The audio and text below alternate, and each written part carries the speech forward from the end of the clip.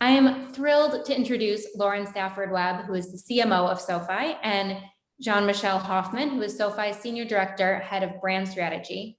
They will be sitting down today with Zappy's very own president, Ryan Barry, for a feature fireside chat about non-traditional, oh my gosh, consumer research. They have a lot to say and not a lot of time to say it, so I'm going to stop attempting to talk and pass the mic over to the three of them. Thank you, Ariel. Appreciate you. Thanks, everybody, for coming. I am really excited to talk to JM and Lauren today. We're going to get right into it because there is a lot we want to talk about. We had 3 calls leading up to this, and we could have talked for 2 hours each time. So I just want to say we're in for a treat today because we've got 2 marketers that are ahead of their time, that are customer centric, and they're seeing incredible business results. And so we're going to dive right in. Lauren, JM, thank you both for making the time to be here today. Thank for having us. Thank you. Ryan. Yeah, we love Zappy, and you all have been such great partners to us. So we're so excited for the opportunity to chat with you today. Perfect. And I did not pay Lauren to say that, but I do appreciate it. So I want to. That's true. That's true story. He definitely did not, folks. So I want to start off with your 2 journeys. As I've gotten to know the 2 of you, it strikes me that you're an incredible team together. Yet, if I look in contrast at your backgrounds and where you've what's brought you to this place, you couldn't have more different backgrounds. So I want to talk about sort of both of your journeys respectively. And you've had many different stops along the way. And as you talk about your journey, I'd love to hear your thoughts on some of the things you've had to learn, but also unlearn along the way. So Lauren, I'll start with you. Take us through kind of the journey that's brought you to be SoFi's CMO.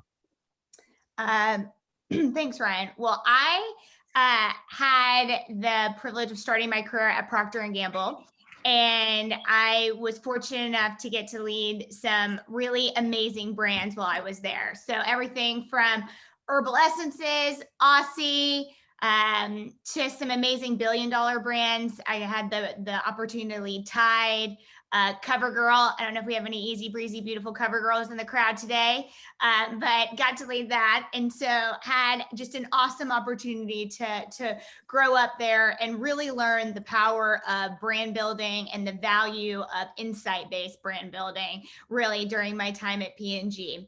And then from P&G, I wanted to make the transition into tech, and I moved over to Intuit, where I had the opportunity there to lead the first ever corporate brand campaign as we really put Intuit on the map as a company that powers prosperity.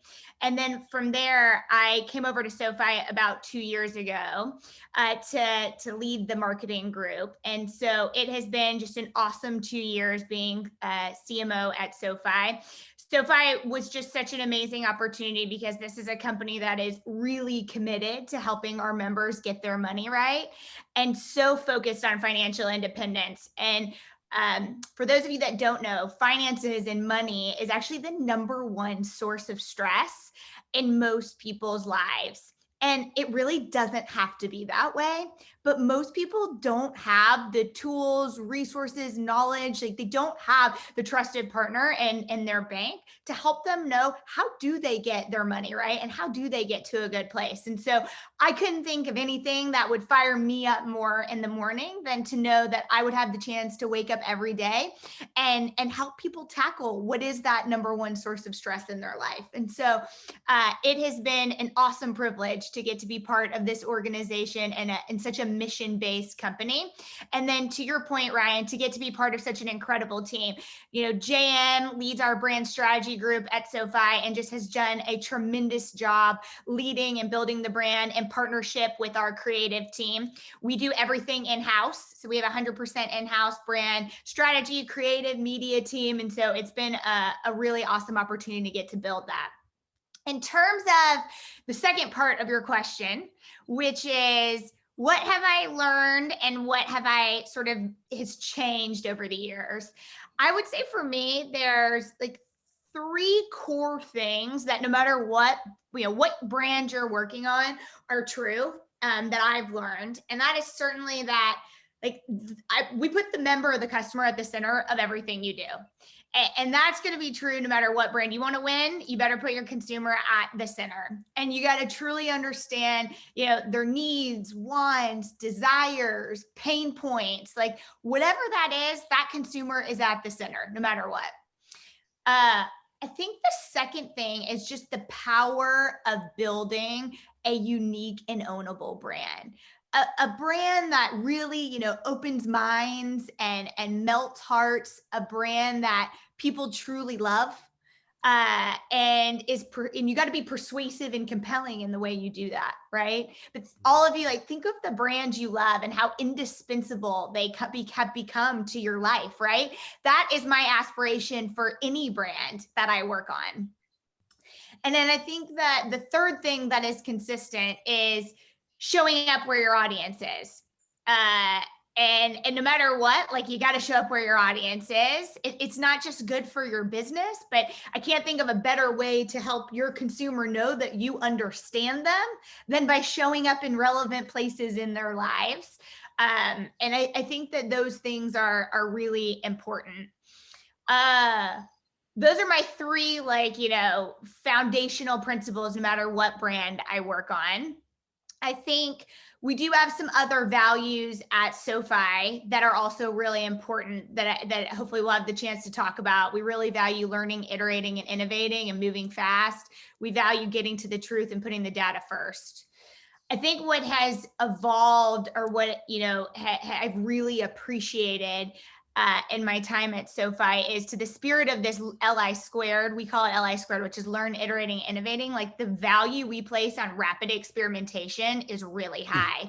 And at other times in my career, you might expect to do some testing and get results in a few weeks or a few months for really huge studies. And we do rapid experimentation, and you get stuff back in a few hours. And no, Ryan didn't pay me to say this. Like, it's truly been in big partnership with Zappy that we have been able to get to that rapid pace of innovation. And I have so appreciated that. And then, same thing, like, we can iterate in market as much as you can iterate pre-market. And I think both of those aspects and how we operate will certainly steer the way that I continue to go brands moving forward. Wow. We could spend the rest of the time on the words you just said. The chat is blowing up, which is amazing. And I do want to unpack more of SoFi's essence, because it's truly a fascinating company as I've gotten to know it, both in the user side, but also in working with you folks. So JM, take us on the same journey and kind of what brings you two together. And obviously your background's quite different. So I think it's a really interesting contrast for what brought you here today and how your values align with some of the things Lauren just shared with us. Yeah, absolutely. I mean, the background is a little bit different. I started my career working in the agency world, in the creative agency world. And so prior to joining SoFi, I was at Digitas for 5.5 years. And I led brand and creative strategy on a number of their key accounts based on the West Coast, like Taco Bell, like PlayStation, and had the chance to work on a lot of media only accounts also that they had. And I think the thing that was interesting about that was that, it was an opportunity to really focus on how we take cultural insights and turn them into moments of fame for the brand. And that kind of gets at one of the key things that I've had to learn or unlearn as I've come to SoFi. I've now been at SoFi for 3.5 years, and it's been just, an amazing opportunity for growth. But one of the key things that I really had to think about differently or reframe was the fact that agencies are so often hired to find fame for a brand. That's the explicit task that they're given. Help my brand become famous and do whatever it takes to get there. Whereas when you move over to a position of ownership or accountability for a brand, you're much more focused on performance, owning the equity that you create for the brand overall, making sure that the brand is set up such that you're protecting its reputation and truly building the value of it as an asset over the course of its history. And so I think that one thing that I've just felt an immense amount of pressure on is feeling much more accountable for the actions that we take as a brand and creatively as well, rather than just being focused on doing something creative for creative's sake. And the other thing that I think is really interesting is where all of this sort of starts to come together is at scale. How do you think about doing this for a brand that's worth billions of dollars and impacts millions of people, rather than just impacts the few people who are potentially going to see an activation that you do at the creative agency? And also, you have to start to back into setting up processes. I mean, you think about the fact that SoFi is only 10 years old. We are not a 100-year-old brand like many of the brands that Lauren has had the pleasure of working on. And so a lot of these fundamentals we've had to build from the ground up. We've obviously, I've gotten the opportunity to learn so much from Lauren about the way that a lot of the amazing long-term brands that she's worked on have been set up, but we've been building a lot of those new processes together from the ground up for SoFi. And it's a blessing because we actually get to sort of get rid of all of the baggage that a lot of old brands have, and also implement the newest technology. And so I think that to Lauren's point, y'all didn't pay us at all to talk about Zappy. You didn't ask us to, but we've found that doing rapid research and really putting our members first in that research process has been absolutely fundamental to building a strong brand with great opportunity to build equity that resonates with our target customer. I love that. I want to talk about this particularly when we get into SoFi, but the commitment to experimentation, you can find parallels between companies who experiment like crazy with the consumer at the middle and companies that's growth rates look like this. And I think a lot of people probably in the audience are working for bigger, more established companies, trying to find insights and nuggets to say, how do I do this in an established environment? And so I think it's obviously an interesting thing and problem for you two to continue with as your business continues to have the success that you're having. So before we get into SoFi, let's stay on marketing for a few minutes. So you're both passionate about building brand. You work in a high growth technology environment where growth and performance is critical. But also one of the tensions I think that exists in technology forward companies is the balance of product and brand marketing. Let's talk about some of those principles and how you balance building fame and brand, driving performance, and also making sure that the offering is super clear to people. I think you do a wonderful job. So there's obviously some sauce that you put into the soup that makes it so good. You want me to go, Jam? I can share Go a little for bit. it. Jam, you can share perspective. So it's really interesting. Like I don't subscribe to the idea that there should be ongoing tension there. I hold my team to the brand work should always halo the product work, and the product work better halo the brand. And when that system doesn't work is when you have tension. When it works, you get to the 1 + 1 = 10. Wow, I love that brand, right? Because your products become proof points for your brand promise, and your brand promise is hollow in the absence of those amazing product offerings, right? So I think that they have to be working together as a system to really solidify yourself as a brand that people, know, love, and trust. And so we really tried to operate like that, at SoFi, and build a really cohesive team between our brand strategy group, which JM leads, and then our product marketing team. It's really a tightly connected group so that we can get to that overall, really impact that we want to see by that system working together as effectively as possible. Yeah. And I think the build I would have too is that we think about platforms, right? Like our brand is a platform that the product can take advantage of, and the product is also a platform that can take advantage of our brand, and both need to be flexible such that you can iterate as quickly as possible. And so we've really been focused on being able to have sort of new ways in to the brand and to the products as platforms, so that we can iterate and pivot and learn and make great work. You guys make it sound easy, but you're doing it so well. So let's talk about SoFi for a minute. I mean, we're talking about a business that is flying. Every time I turn on the TV, there's a new partnership, there's a new sponsorship, there's a new ad. I mean, you're everywhere. But what struck me the most as Zappy was getting to know you, but particularly as I was getting to know the two of you, I mystery shopped you. Every single touch point I had with your brand was about me. So when you very casually, in an unscripted way, say we're all about helping our members get their money right, it shows everywhere. So you've clearly pulled off that the brand and the product work together. So keeping the consumer at the center and experimentation are two key pillars, in addition to some of the other mission points that you made. But talk to us a little bit about how you've been able to continue the sustained growth that you've had, and what are some of the areas that you attribute to the success that you're having in market? I think there's a couple of things. We keep bringing up this point, but the member at the center really is the secret sauce. It is the core to everything we do. We truly take their input, their feedback, their preferences, their passion. It is the cues and the information that we build everything upon. So I think first and foremost, I have to really reiterate that is the core of our success.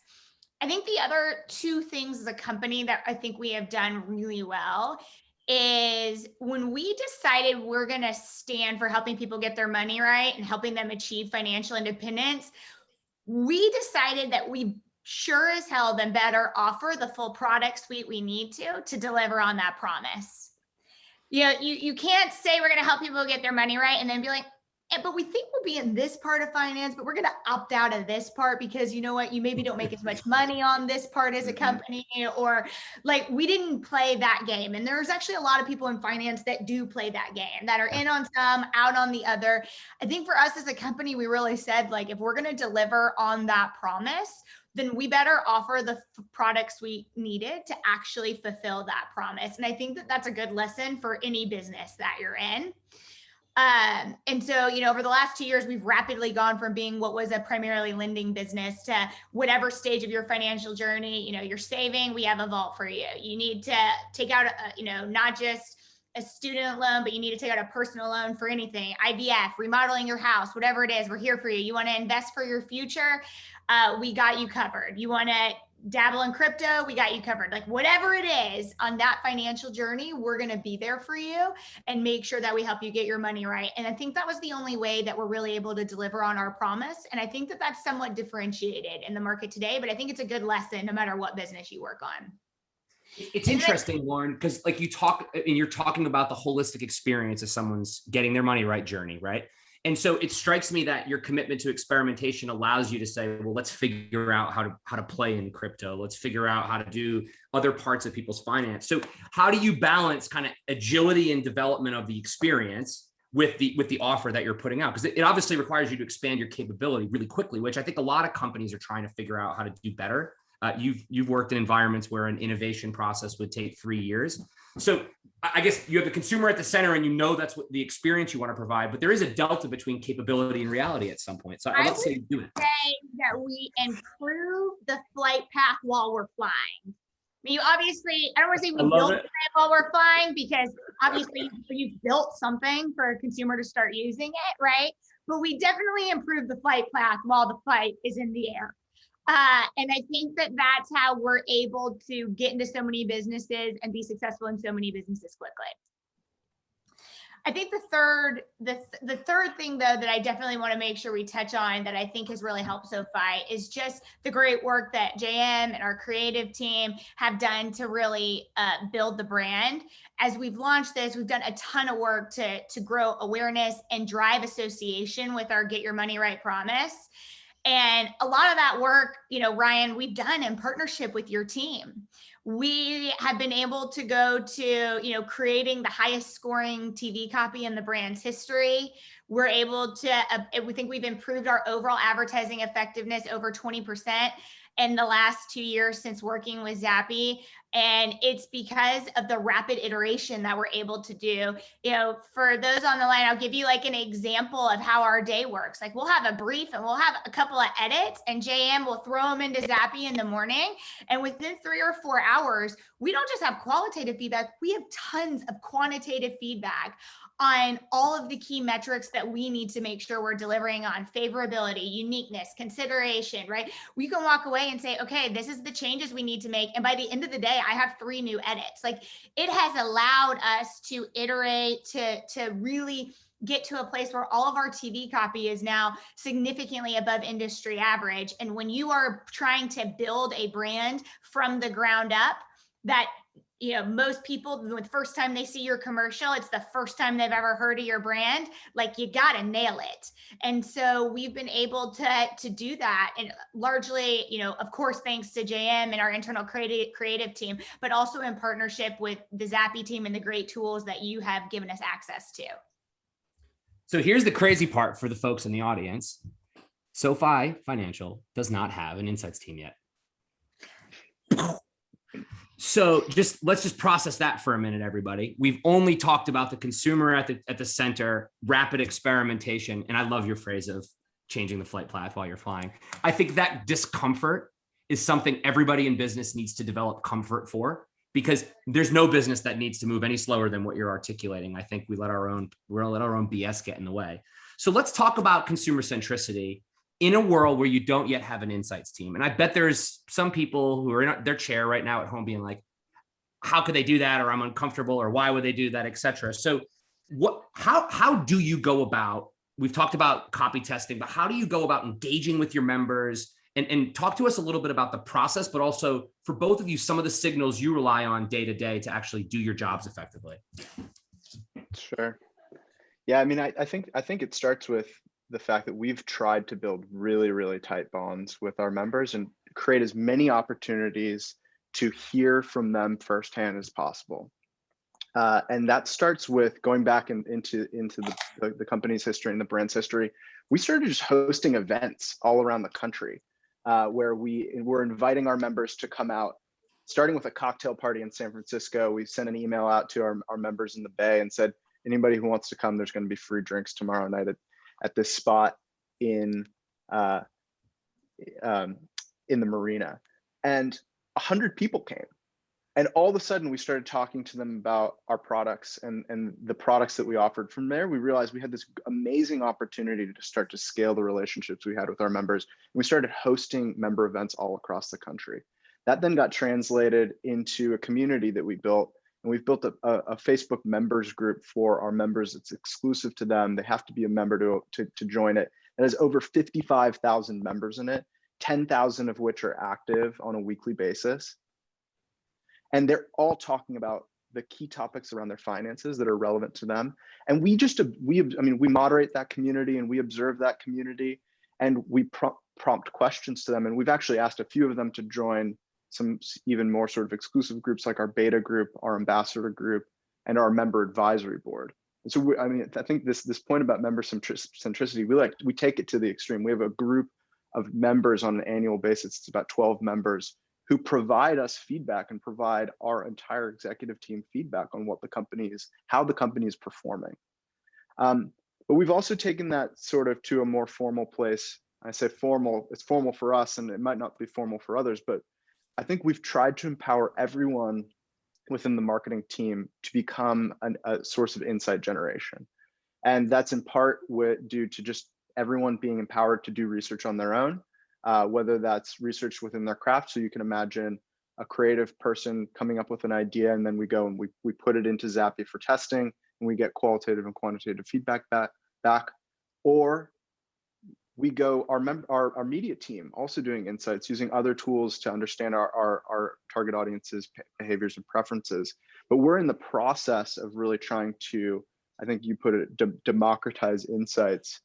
You phrased it that way in one of our previous conversations, democratize insights so that anyone can be empowered to do research. But we just see that as part of this process of learning, iterating, and innovating, and also getting to the truth. What does the data say? And so we're looking for more ways for anyone within the company to be able to do that research. And we of course have some other more formal ways that we're collecting that feedback. We do NPS, post-contact NPS when someone when we have a direct relationship with our member or communication with our member. But we also are running an NPS study, randomly sort of, asking our members to provide us that feedback on their experience with SoFi. And so I think that that's sort of a scale. We have these qualitative ways that we do it. We also have these more quantitative methods that we're using to get feedback from them. I just love how cultural it is. I mean, it's just so obvious. So there's a lot of, the reason there is a buzzword in the consumer insights industry around democratization. So I think some of the insights we're hearing from you today are, it obviously starts with the culture in the organization. It's clear that the consumer is at the center of the culture by the fact that they would even come to the marina. By the way, next time I'm out west, I'd love to have a drink with you two at the marina. We would love that. That would be really fun. I think all my friends on the line, all 174 of us, would love to come too. But everybody, you have to sign up for a SoFi account. I look forward to the day that we can get back together with 174 people in person. So count us in. Oh, that sounds so nice. So you folks have started with consumer centricity, but you're still, as Lauren said, you're still building the plane while you fly it. So talk to us about some of the steps you're going through to fully empower your product teams and the marketing team at large with tools, data sets, signals that allow them to do their jobs more autonomously. Because I think it's something that a lot of folks on the line are struggling with, particularly those in a more traditional CMI or CMK role, saying, what part of my Legos do I give away? What part of my Legos do I keep? How do I make sure they don't screw it up and make a bad decision? I mean, there's a lot of those emotions, fears, thoughts, I think, that happen. And JM, you very humbly have shared with me, you're not there yet. You're not where you want to be. So share with us a little bit about that journey and some of the things you're working on. Yeah, totally. So, I mean, I will caveat, we are in this process, right? So it is definitely, we're in flight for sure. I think the way that we're thinking about it, though, is in terms of building playbooks for different functions within the organization to take advantage of. So I know that the 8 folks on the brand team who report to me are going to have a specific set of questions that they're asking. And so we're building a set of playbooks to help them work with our creative team more effectively and answer the questions that they need to ask. I also know, though, that our product marketing managers have a different set of questions they're asking. And so we're in the process of building a different set of playbooks for them to take advantage of to answer those questions. So this could be anything from claims testing to copy testing before they go and run an ad, or even earlier in the process, thinking about developing a value proposition for a product.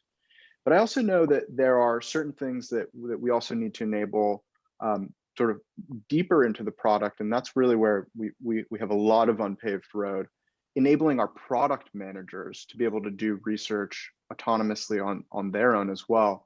And they're asking a whole different set of questions. They're thinking about user experience. They're thinking about copy within the product and the messaging within the product. And so we need to sort of structure and build a different set of playbooks for them. But the goal would be that whatever question you're asking, you are absolutely including a phase in the process of doing your work where you're going and getting feedback from real people on the question at hand.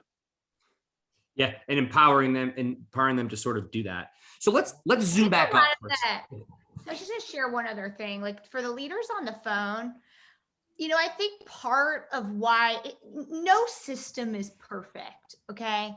But I think part of what is allowing us as our organization to be successful in this direction is because it is more about the culture you set for the organization than it is about the org structure you set.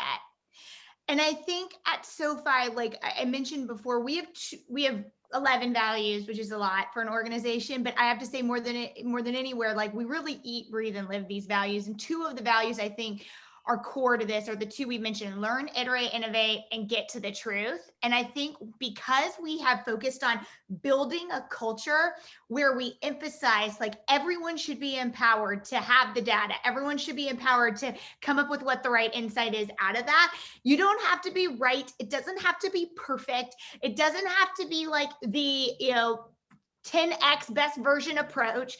It's about, have you done the work to get to the truth? And are you rapidly experimenting to continue to get better at that?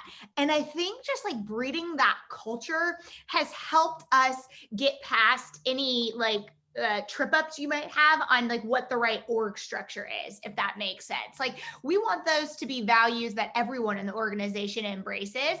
That's not to say that some people maybe, I see people kind of sharing, it's not to say that some people may not already be more trained or more capable on how to do that. So I want to be careful. Like, I don't want to diminish that skill set, because it is like a really important and highly valued skill set. It's not to diminish it. It's to actually say that it's a teaching opportunity and to allow our entire organization to get better by learning from you on what that looks like, and helping the core tenets of insights people are always going to be getting to the truth and rapidly learning, like helping the entire organization adopt that mindset and culture, I think has been some of our secret sauce as well. Yeah, and I think just to build on that point, because I also saw this one comment that like people maybe seek out validation for a hypothesis that they already have. Like, when we think about hiring for our teams, we think about hiring curious people who are open to whatever answer the data is going to present to them, and taking advantage of that answer to move their projects forward. And I also think that, as Lauren mentioned, like, there are specialized skill sets. So it's not to say we don't have any people within SoFi's organization who have done what we would call traditional consumer insights work in the past. Like, those people do exist. They might be in different job functions, but we still call on them for their expertise. Or when we don't have that type of person within the organization, we call on an expert to help provide us with that guidance, because it is super valuable, and sometimes you need that expert help, or someone who's done it before, seen it before.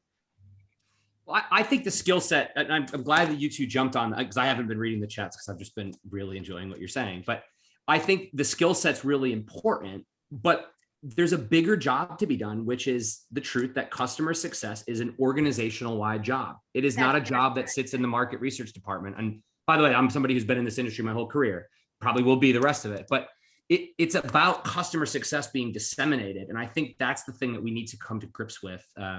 There's a funny comment in the chat that says Laura agrees with Laura. So there's a few more questions I want to ask you. We may actually have time to get the audience involved here, which is great. There's always this discussion about CMOs. People are scared of you, Lauren. I don't know why, because you're really lovely. I'm not scared. And particularly in a world where data is everywhere, right? What's the CMO's stack? What signals do the CMO need? Talk to us a bit about, so we've talked a lot about how your organization is set up, but talk to us about the signals you rely on day to day to do your job, to manage the board, to work with your CEO, to lead your teams. What are some of the data signals, consumer, business performance, et cetera, that you sort of rely on to the extent you can share? Yeah. So I think I will share, certainly at SoFi we have a set, but I think what may be more helpful, because I think someone actually even brought this up about what KPIs and how do you measure this. Why don't I share a little bit about how I think about what matters in terms of, are we doing a good job building our brand? And so I think there's a couple of things. First is, we place a lot of value on unaided awareness. And the reason why is it takes it a step further, not just from have they ever heard of you, but it's, are you top of mind? So are you their first choice, their top choice, right? And that's really important when you think about going back to what I said before, which is being a brand people love, being indispensable in their lives, being their first choice, right? You really, as you think about brand building, want to get to a place where you're growing unaided awareness. And that is validation that you're most top of mind. And I think when you get to unaided awareness, those things are intrinsically linked also with business growth. As you become more top of mind, you are naturally going to get into more baskets, or whatever your equivalent of a basket is in your industry. And that will drive business growth. So I think that really matters. Going back to another metric that I think we place a lot of value on at SoFi, and that I saw somebody asking, how do you measure you really putting customer in the center? That's the NPS score and the Net Promoter Score. Like, after a customer interacts with your brand, will they recommend you? Right? Will they say it was a good experience? I think that's critically important. And we are absolutely accountable as an executive team for getting all of our products, I won't share what the number is, but to a pretty high NPS.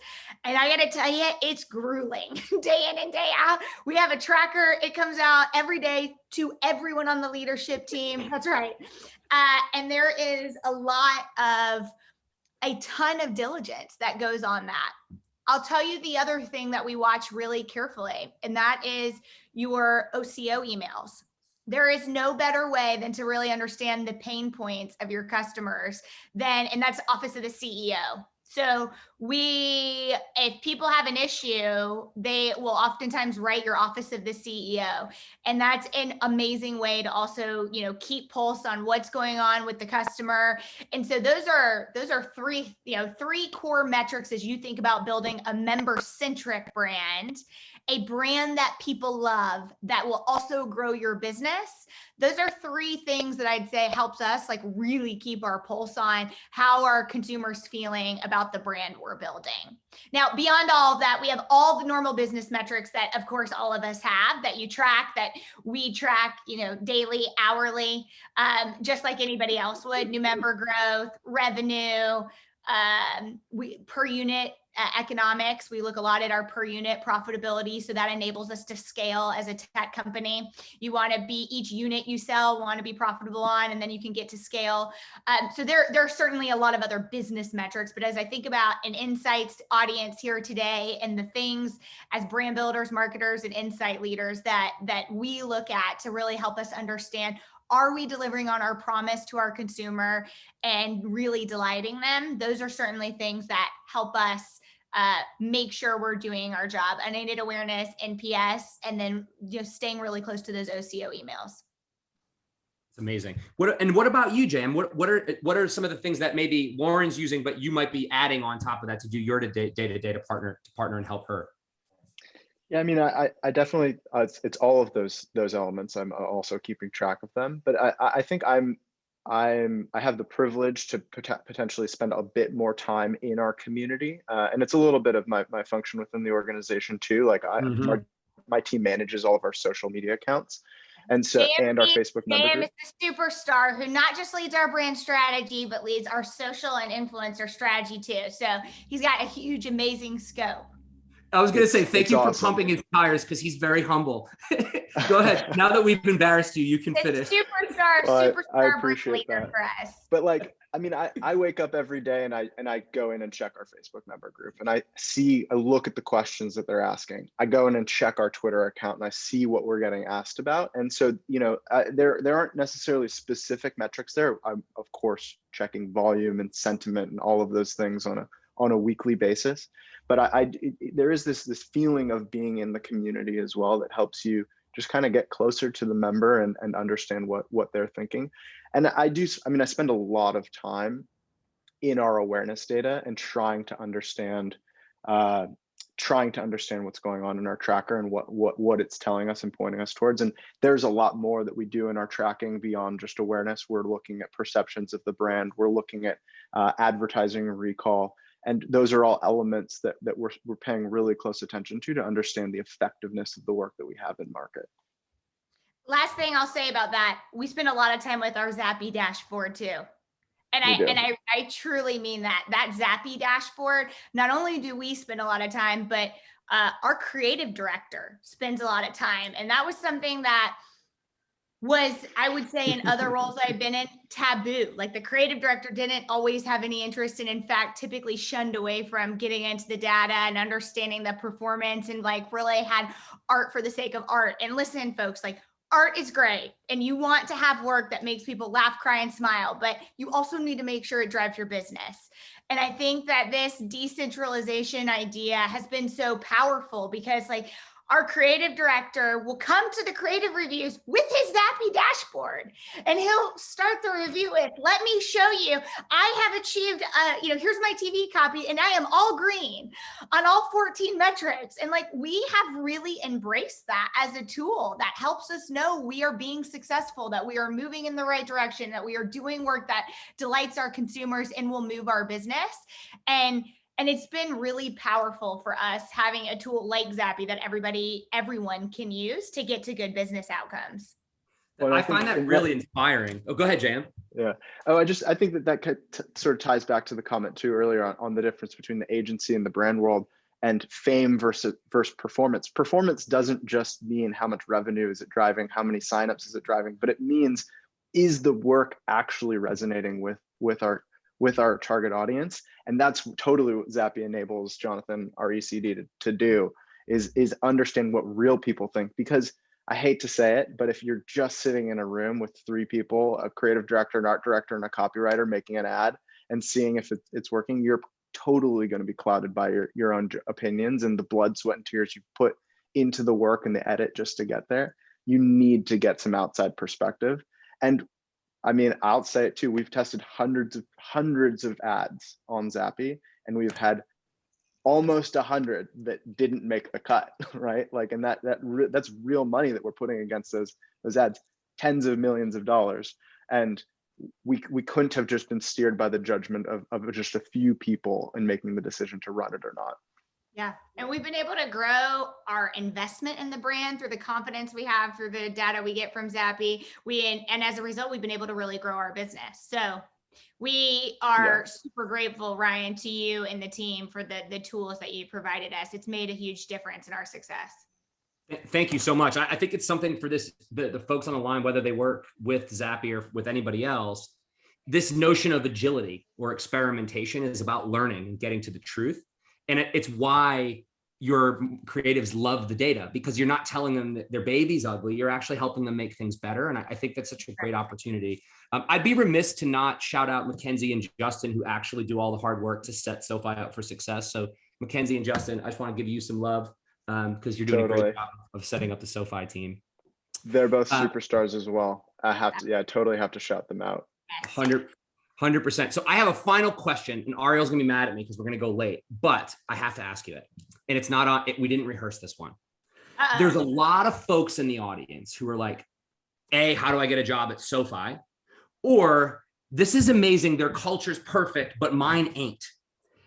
Let's just say you find yourselves back in the walls of a company that doesn't have an office of the CEO email chain, or this incredible, I don't know if you've noticed the visual to the side that has been illustrated. That's our conversation sort of captured. It's really cool. How would you go about this if you were in a climate that wasn't the climate that you're in, which is clearly this is an organizational culture setup that is incredible and you're running with it. But give people a pointer or two of how you might tackle change in an environment that's not like this. Yeah. Okay, I got a couple for you. First is, never underestimate the power a single individual can have in an organization. It takes one person to drive change. And I promise you, if you're brave enough to speak up, you will probably find others who feel the exact same way you do, who sense you're right, like we need to be doing more here. So number one, like speak up, use your voice. If you feel that way in your heart, I promise not only do others want to hear it, but you are going to be the person who is courageous enough to start that. So that's first. The second is you can never go wrong with aligning around principles. I really believe in being a principle-based leader. And so if it's an area that might have consternation or people being, concerned, worried, whatever that is, like start with principles, put together a set of principles. Like, do we truly believe in putting the consumer first? Like, do we? Do we believe that actions must deliver on our values? Do we believe, like, put that set of principles together? And if you can get organizational alignment to a set of principles, then the action that you have to drive behind those principles becomes a lot less emotional. right? When you start with the action, sometimes it can be super emotional, especially when it requires a lot of change.